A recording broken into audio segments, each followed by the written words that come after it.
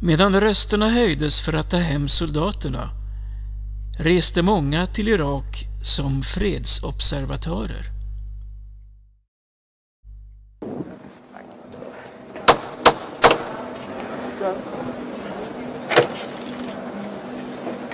Hi, this is a letter for Tony Blair to inform him that Julia and I are going to Iraq today. We're going to be gathering evidence on actual and likely breaches of the Geneva Conventions, because although the law is not the most important factor in the potential forthcoming war, if things were conducted in accordance with the Geneva Conventions, there would be no war. There's likely to be massive civilian casualties. So if you could just pass that on for me, I'd be very grateful. I'll make sure we get Thank you. Thank you very much.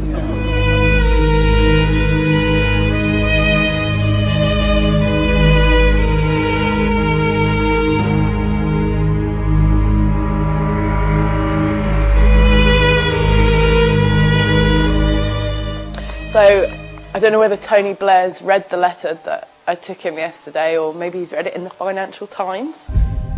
Dear Tony Blair, I'm leaving for Iraq today to act as a human rights observer.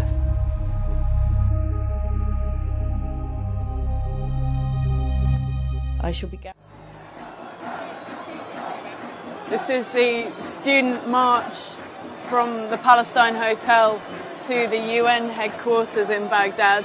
We're just about to go down and join it. It's a mixture of the international students that have come to this conference and the Iraqi students.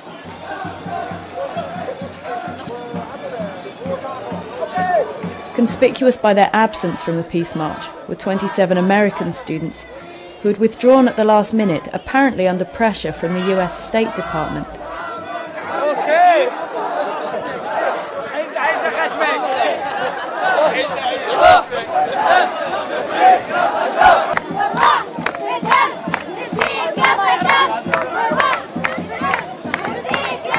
They're all chanting, that's a pro-Saddam chant. I don't know if you can hear it that clearly, but you know, it's just an expression of the fact that they don't want to be governed by the US, unsurprisingly.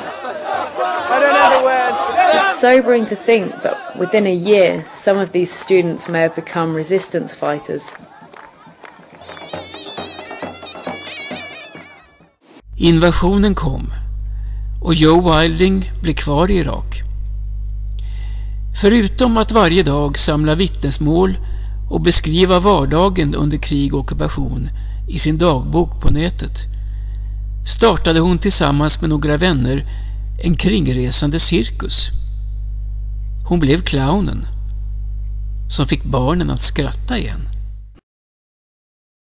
Did you ever feel, though, that what you were doing was a bit frivolous, given that what the kids really needed was medicine and food and shelter and water? I'd been there a month before the other clowns came out. No, 2 months before the other clowns came out. And went into a squatter camp to go and find out what the children needed. And they needed everything. They needed... The number one thing that the children asked for wasn't toys or anything for themselves. It was blankets, because they were cold at night. And...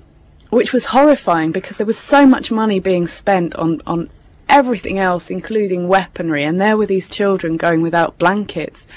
And I thought, what am I doing, bringing them a bunch of clowns when they need blankets, they need food, they need doctors, they need everything.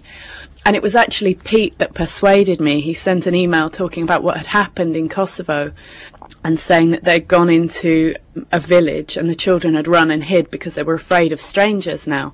And they'd ended up coaxing the children out to play, and they'd had about 80 kids around 3 play parachutes in a graveyard because it was the only space that wasn't covered in mines. And having all the children laughing, and in the middle of it this old man with a huge smile on his face and tears rolling down his cheeks saying, "Thank you, I never thought I'd see my grandchildren laugh again." And that seemed to me something that was so necessary that I decided perhaps it wasn't so frivolous. And certainly that was the reaction that we got as well from the parents as well. You'd see the weight lift off them as they saw the children start to laugh and to behave like children again.